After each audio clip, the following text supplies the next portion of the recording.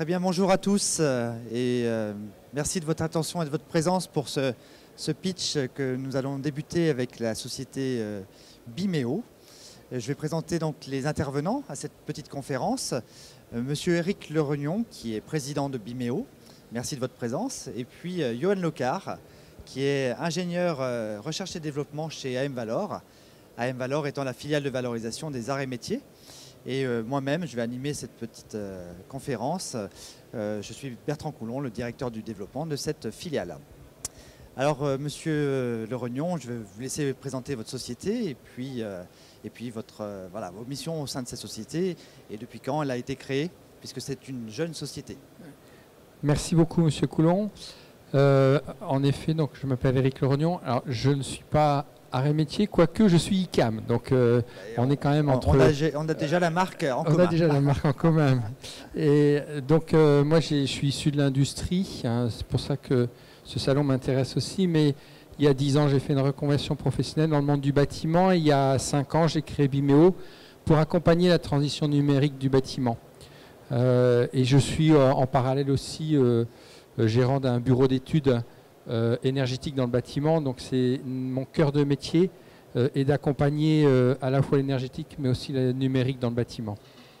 Très bien, merci. Johan, un petit mot sur votre présentation, vos compétences, un parcours qui, lui, est arts et métiers, oui, mais qui a aussi, au sein de votre vie active, eu déjà plusieurs rebondissements. Oui, c'est ça. Donc, après une formation aux arts et métiers avec une double compétence, avec un double diplôme au master recherche de l'Institut de Laval en réalité virtuelle et réalité augmentée. Donc, après une première expérience plutôt orientée dans la robotique, j'ai intégré l'équipe de Laval au laboratoire du LAMPA des arts et métiers et dans l'équipe d'AM Valor, donc, qui fait de la recherche partenariale pour les entreprises, entre autres. Et donc, je m'occupe des développements, de la conception, des applications de réalité virtuelle et de réalité augmentée. Très bien, merci. Alors, cette belle histoire sur laquelle vous allez témoigner, en fait, comment elle est née, monsieur Lerognon? Finalement, qu'est-ce qui a fait émerger l'idée chez vous? Et puis, comment vous êtes rentré en contact avec l'équipe de Laval, justement, pour commencer à développer les concepts, hein, et puis finalement le produit donc, qui va être commercialisé. Je ne vais pas trahir la suite. Hein.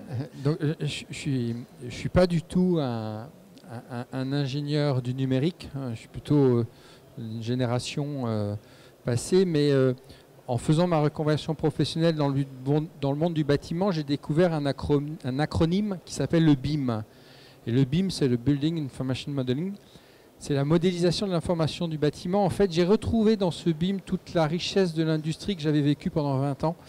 Et je me suis dit, il y a un truc à faire là au niveau du bâtiment, qui est un secteur qui est très riche de compétences, mais qui est très pauvre hein, au niveau du numérique. Donc, en 2016, j'ai décidé de créer Bimeo pour, en mode start-up, du code, hein, des geeks qui sont derrière des ordinateurs, etc.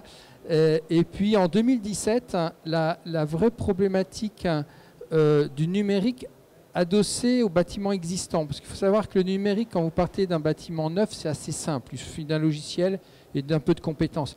Mais quand vous partez d'un bâtiment existant, il y a toute l'acquisition de l'existant à faire. Et là, moi, il y avait des petits trucs qui trottaient dans ma tête et je me souviendrai toujours, mois de juin 2017, avoir rencontré un homme extraordinaire qui s'appelle Benjamin, qu'on connaît, Benjamin Poussard. Qui est un collègue à Johan, à Laval, qui est le salarié à AM Valor. Qui est le responsable du département. Hein. Et puis, je suis venu avec une idée assez simple. Je suis venu avec aussi un appareil là, à l'époque, qui était un smartphone avec des petits capteurs un peu particuliers que je ne connaissais pas beaucoup. Et j'ai dit à Benjamin, ben voilà, moi j'aimerais bien faire un truc un peu nouveau. Et puis lui, il m'a dit, nous on connaît très très bien ça, c'est notre outil de travail, et ça a débuté comme ça. Donc 2017, voilà la rencontre de Bimeo. Alors, il y a eu des étudiants alors je ne sais pas si c'est un stage, enfin c'est dans un projet senior. Ça. Tiens, si tu veux parler. Johan peut expliquer effectivement l'historique de la mise en place de la collaboration, puisque c'est parti par des projets étudiants avec en projet de master, hein, je pense. Oui, donc c'est ça. Donc ça a démarré en fait avec un projet d'étudiants du Master 2, donc MTI 3D de l'Institut de Laval. Donc une équipe de 3 étudiants qui doivent répondre à des thématiques de recherche sur des projets, que ce soit des projets de recherche fondamentale ou liés à des objets plus industriel. Concret et industriel. Et donc du coup, avec cette technologie, là, donc faut savoir que même à l'époque, vu la taille du téléphone, on n'appelait plus ça smartphone, mais phablette. Et les smartphones d'aujourd'hui font cette taille-là, donc on parle de smartphone également. Et donc Eric en a parlé, donc c'est les capteurs, c'est notamment le LiDAR qui est un capteur de profondeur en fait, qui va nous donner une carte de profondeur au niveau de l'image, et une technologie qui permet de traquer le téléphone dans l'espace pour faire de la réalité augmentée notamment. Donc du coup c'est parti sur des projets étudiants, et puis l'équipe d'ingénieurs de M-Valor a pris un petit peu le relais de ce premier travail, et finalement il y a eu une maturité qui s'est créée, une émulation on va dire d'équipe, groupe projet, oui, pour aboutir à d'autres développements, je pense. Oui, en fait il y a, la problématique est venue d'une idée. Et après, autour d'une technologie, il y a eu plusieurs pistes, donc les étudiants ont réalisé une veille, ils ont réalisé des états prototypes. La grosse problématique, c'était comment se repérer dans l'espace pour pouvoir reconstruire le bâtiment de façon numérique. Et donc on voit là quelques schémas, des cubes, etc. C'était très, très, très amusant les process. Et puis au fur et à mesure du temps, il y a une méthodologie. C'est un peu paradoxal, mais l'innovation, elle est aussi sur la méthodologie, l'approche conceptuelle, et qui s'est traduite en approche code et numérique pour aboutir en 2018 à un premier prototype qui permettait en 3 étapes de réaliser un bâtiment. La première étape, on vient faire l'acquisition avec la technologie. La deuxième étape, on vient construire le bâtiment en mettant les pièces une à une. Et la troisième étape, on vient retranscrire dans le format BIM officiel la donnée.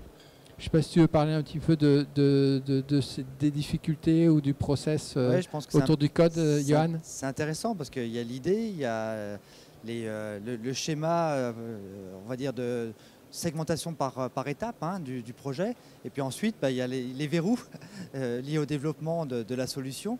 Donc Johan, pardon, quels ont été ces verrous-là Alors oui, déjà on peut parler de ce qui se faisait à l'époque et ce qui se fait encore pour acquérir de la donnée numérique sur un bâtiment. Donc il y a des technologies LiDAR encore, mais sur des technologies très lourdes en fait, sur Faro pour en citer qu'une, qui permettent de faire un nuage de points de notre bâtiment. Mais ce nuage de points-là, et en fait, il est difficilement exploitable après en tant que maquette numérique du bâtiment, puisqu'on n'a pas les informations de murs, etc. Donc il y a des méthodes automatiques qui commencent à émerger, mais qui ne sont pas encore totalement efficaces sur tout le concept. Donc nous, on est parti en fait sur l'idée de faire un scan semi-automatique, c'est-à-dire d'utiliser le tracking plus la carte de profondeur pour obtenir des placements de murs en fait, de sol et de plafond sur une pièce qui permettront de reconstruire pièce par pièce notre bâtiment. Voilà, on voit et donc c'est pour ça qu'on qui s'est enclenchée sur la solution qui a été développée dans un premier temps. Donc c'est ça. Donc là, on voit en fait qu'on scanne des surfaces donc, qui permettent de reconstruire ensuite notre pièce. Voilà. Donc à partir de l'environnement réel, je ne sais pas si on a bien vu sur la vidéo, mais on est bien en train de scanner les surfaces de l'environnement réel. Donc on est sur de la réalité augmentée, c'est le terme exact. On n'est pas dans le virtuel. Et puis donc à partir de ce scan-là, on va reconstruire les éléments d'un point de vue numérique. Donc ça, c'était la première brique de 2018 qui a, à l'époque, moi, ça m'avait complètement impressionné. J'étais en phase. J'étais quand même un petit gamin qui voyait un truc se monter. C'était vraiment exceptionnel. Et donc ça, c'est la deuxième étape, hein, que je dis, on va assembler, comme disait Johan, les pièces. Donc là aussi, ça paraît simple, mais Johan, il peut en témoigner parce que ça a été un des gros acteurs sur ce thématique. C'est pas si simple que ça, hein. Voilà, donc on le voit bien sur la vidéo, hein, c'est-à-dire qu'on scanne et derrière on a les éléments sur un format numérique classique de CAO, hein, et on a la maquette 3D qui s'inscrit directement à partir du scan. En fait, là, la grosse difficulté, c'est que contrairement à un logiciel d'architecture, on ne va pas construire les pièces en faisant les murs, mais on construit les murs en plaçant les pièces. Et donc c'est tout là la difficulté en fait du placement et de la reconstruction des murs en fonction des pièces scannées. Compte tenu des marchés dans la réhabilitation des bâtiments, enfin, Alors, je pense qu'il y avait beaucoup de belles perspectives et puis déjà des applications effectivement et des marchés en cours, hein, j'imagine. Il y a un très très gros marché. Très gros marché parce qu'en effet, puis alors c'est encore plus d'actualité si vous suivez les dires politiques, la rénovation du bâtiment aujourd'hui va être un marché plus fort que la construction. Mais donc on était en 2017-2018, hein, le prototype, et puis comme dans toute vie d'une start-up ou d'une entreprise, ben, il y a des cailloux dans la rivière qui nous font mal. Et ce capteur qui nous a permis de faire le prototype, qui est une technologie développée par Google, qui s'appelle Tango, Google a décidé en mi-2018 de retirer du marché. Je ne vais pas expliquer pourquoi, mais bon. On s'est retrouvé à avoir un superbe algorithme, un super code, mais plus de device, comme on appelle dans notre jargon. Pour autant, l'association entre M-Valor et Bimeo ne s'est pas arrêtée, parce que moi je suis convaincu qu'on tient quelque chose de dur et qu'il faut aller jusqu'au bout. Donc en 2019, avec Benjamin et Johan et l'équipe, on a réfléchi à se dire si le capteur est sorti du téléphone, est-ce qu'il ne faudrait pas aller le rechercher pour le remettre dans le téléphone? L'idée est un peu bête, et donc on a fait un benchmark de tous les capteurs qu'il y avait sur le marché. Et moi j'ai engagé l'équipe d'AM-Valor dans le développement de capteurs externes. Donc comme on voit ici le prototype. Dans l'idée, j'ai annoncé dans le marché qui était très intéressé dans notre technologie, dans notre process, j'ai annoncé au marché, on va vous vendre le capteur. D'ailleurs, j'ai aussi travaillé avec Angers pour l'impression d'un support en impression numérique. Impression 3D. Hein. Ouais, impression 3D, ouais. Et 2019, on est resté là-dessus avec beaucoup de complexité. Pour l'instant, c'est vraiment en étape de faisabilité prototype. Et puis, en mars 2020, au-delà du confinement et de toute la crise sanitaire, Apple nous délivre avec l'arrivée de l'iPad Pro qui, lui, est équipé là d'un lidar. Et donc, en mars 2020, relancé par cette technologie, je remets une équipe, je demande à Benjamin et Johan, en plein confinement, de vérifier la compatibilité des codes Android, iOS, etc. Et puis, en septembre 2020, on confirme que c'est 80% compatible, et à ce moment-là, on bascule complètement sur l'iPad. Et dans l'histoire de Bimeo, il y a aussi une action importante, c'est qu'on a été identifié lauréat d'un programme Profil qui nous a subventionné le développement de nouvelles fonctionnalités. Et là, on a mis en place une équipe. Donc, Johan était, pour des raisons personnelles, pas chez M-Valor, mais il a continué à travailler sur le projet. Aujourd'hui, qui est revenu chez M-Valor, et on est très satisfait de ça. Et donc, ça assure la continuité sur ce projet. Donc voilà. Et donc, on a remis une couche avec des grosses actions engagées. Je ne sais pas si, Johan, tu veux en parler de certaines. Oui, c'est important, parce que là, on voit au fil des années que le partenariat ne s'est jamais arrêté, malgré les fortes contraintes à la fois techniques et puis sanitaires, que l'on connaît tous. Et donc on est toujours là, et les acteurs autour de ce projet se sont renforcés, en fait, ont toujours été les mêmes finalement. Oui, alors Eric en a parlé. Il y a eu la première partie qui était le portage en fait de la première version sur une version compatible iOS avec les nouvelles technologies des iPads et maintenant iPhone Pro, donc qui intègrent les capteurs lidar. Et il y a eu également des fonctionnalités ajoutées, comme par exemple pouvoir scanner et modéliser des rampants, donc des parties inclinées dans les pièces. Outre ça, il y avait les ouvertures qui avaient été rajoutées. Bon, ça, c'était déjà depuis un moment. Du travail sur ce qu'on appelle le layout, donc qui est le placement des pièces, donc là où on pouvait changer l'épaisseur des murs, la gestion de plusieurs étages, avec toutes les contraintes que ça implique. Et également l'enrichissement des scans avec des nuages de points localisés.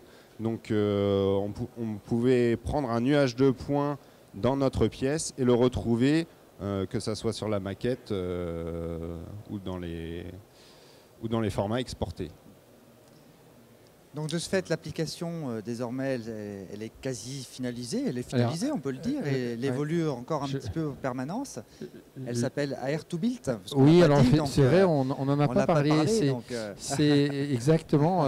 Bimeo, en fait, est le nom de la société, et Bimeo commercialise 2 produits, Air2Built, qui est une application, donc AR, la réalité augmentée, 2Built pour la construction, et Data2Built, qui est un espace SaaS cloud sur lequel les clients vont récupérer leurs données, et qui est la donnée pour le bâtiment.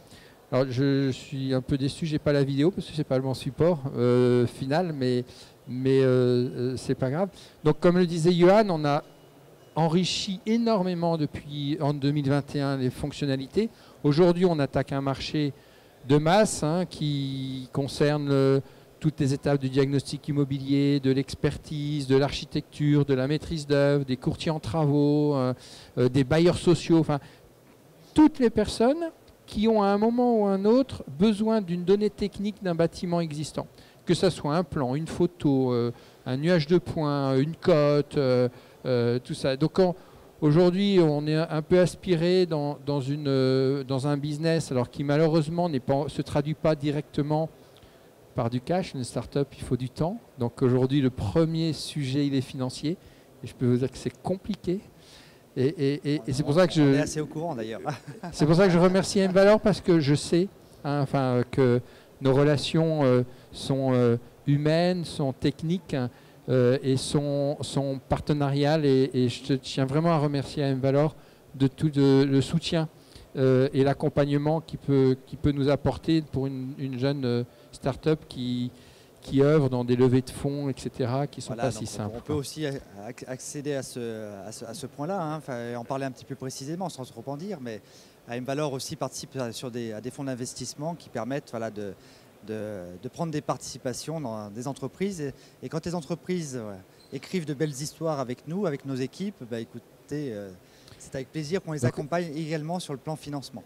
Oui, donc c'est pas un secret, mais M-Valor est inscrit dans l'entrée au capital de Bimeo et c'est avec beaucoup de fierté que j'accueille M-Valor au sein de Bimeo parce que c'est vraiment un projet gagnant-gagnant et je crois beaucoup. Donc on peut se projeter, 2023, on voit les lunettes arriver, on voit des technologies évoluer fortement, il y a encore énormément de choses à faire, donc il y a encore de beaux projets. Je ne sais pas si Johan, tu veux parler un peu de la projection, toi, de ton côté un peu veille et expérimental.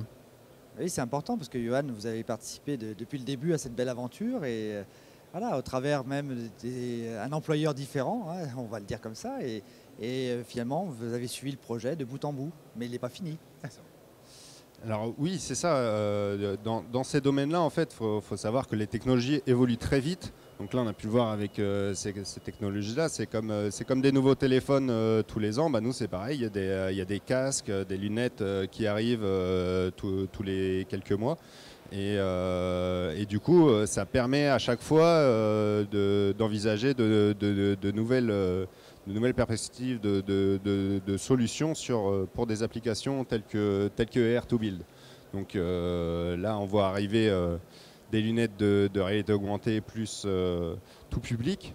Donc pour l'instant, il n'y avait que HoloLens, Magic Leap, pour en citer quelques-unes, mais qui étaient encore réservées aux professionnels. Et donc on imagine des solutions déjà pour enrichir la solution et pourquoi pas de nouvelles méthodes d'acquisition. Très bien. Petit mot de la fin, Monsieur Le Rognon. Merci beaucoup d'avoir témoigné et merci Johan d'avoir participé aussi. C'est un plaisir pour moi de venir, hein, vraiment de répondre à cette invitation. J'étais déjà venu il y a 3 ans, je pense, c'était il y a 3 ans à Lyon, Global Industries. Tout à fait. Non, simplement, moi je voulais juste confirmer encore une fois l'attachement que j'ai à travailler avec les équipes d'AM Valor. Et puis, allez, me donner un petit scoop, hein, le VR2Build est déjà déposé à la marque INPI, donc je vous laisse imaginer après la R2Build, le VR2Build, ce que ça pourra donner. Mais on l'a déjà écrit avec Benjamin et Johan, donc on sait où on veut aller. Donc il y aura encore plein de beaux projets. Merci beaucoup pour votre invitation. Bon salon. Merci à vous de votre témoignage. Merci pour cette belle collaboration qui est une affaire aussi humaine, hein, et technique et technologique bien sûr. Alors une aventure plus qu'une affaire. Et puis je vous souhaite de passer une bonne fin de salon. Au plaisir. Avez-vous quelques questions?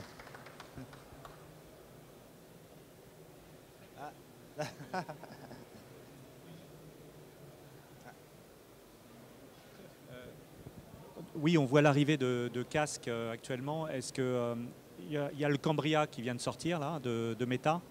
Est-ce qu'il y a les technos justement, parce qu'il fait du pass-through, est-ce qu'il a du LiDAR ou est-ce qu'il a la capacité de le faire ou est-ce que...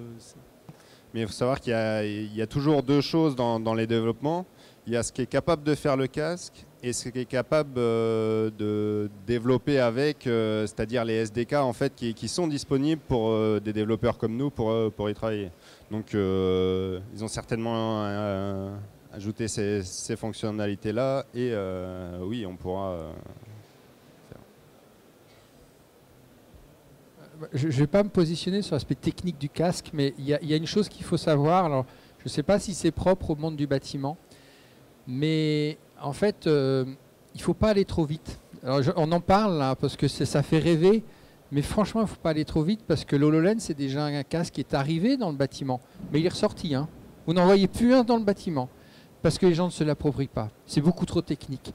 Et puis, il y a une chose aussi avec la technologie numérique, c'est que moi, je l'ai déjà vécu. Quand vous faites une expérimentation avec un conducteur de travaux, vous lui dites regardez, quand il reproduit 2 fois la même chose et qu'il n'a pas 2 fois la même valeur, il le met de côté. Donc, il faut être sûr que la technologie soit pertinente, ergonomique et qu'elle tape tout de suite du bon coup, sinon c'est mort.